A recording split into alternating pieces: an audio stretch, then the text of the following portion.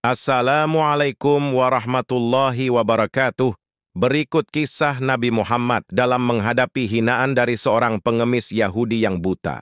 Di suatu tempat, yaitu pasar di kawasan Madinah Al-Munawwarah, ada seorang pengemis Yahudi buta yang selalu meminta-minta. Setiap kali ada orang lewat di hadapannya, pengemis itu selalu mengatakan hal-hal buruk terhadap sosok Nabi Muhammad. Wahai saudaraku, jangan dekati Muhammad. Dia itu orang gila, pembohong, tukang sihir. Apabila kalian mendekatinya akan dipengaruhinya, kata pengemis itu. Dari hari ke hari, pengemis itu selalu mengucapkan kalimat sama secara berulang agar siapa saja berhati-hati pada Muhammad yang menurutnya punya pengaruh buruk. Nabi Muhammad yang mengetahui perbuatan si pengemis itu sama sekali tidak merasa marah atau kesal. Beliau justru memberi makanan dan menyuapi pengemis itu dengan penuh kasih sayang. Selama memberi pengemis makanan, Nabi Muhammad tidak pernah berkata apapun dan cukup diam mendengarkan setiap perkataan si pengemis. Nabi juga rela meluangkan waktu setiap pagi untuk menyuapkan makanan kepada pengemis buta tersebut. Kebiasaan tersebut terus berlanjut setiap hari, bahkan si pengemis itu tak tahu bahwa yang menyuapinya makan adalah Nabi Muhammad yang ia benci.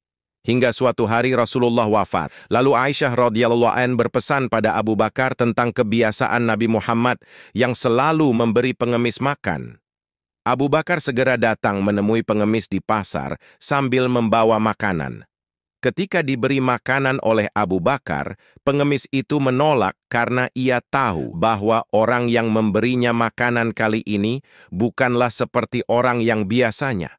Pengemis yang menolak makanan dari Abu Bakar berkata bahwa orang yang biasa mendatanginya selalu menyuapi, bahkan terlebih dahulu menghaluskan makanannya sebelum diberikan kepada si pengemis.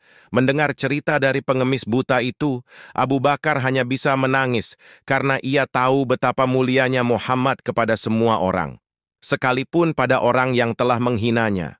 Abu Bakar berkata, "Aku memang bukan orang yang biasa datang padamu. Aku adalah salah seorang sahabatnya, orang yang mulia itu telah tiada. Ia adalah Muhammad." Setelah mendengar penjelasan dari Abu Bakar, pengemis buta itu terkejut. Ia ikut menangis dan berkata, "Benarkah demikian? Selama ini aku selalu menghinanya, memfitnahnya, dan ia tidak pernah marah sedikit pun.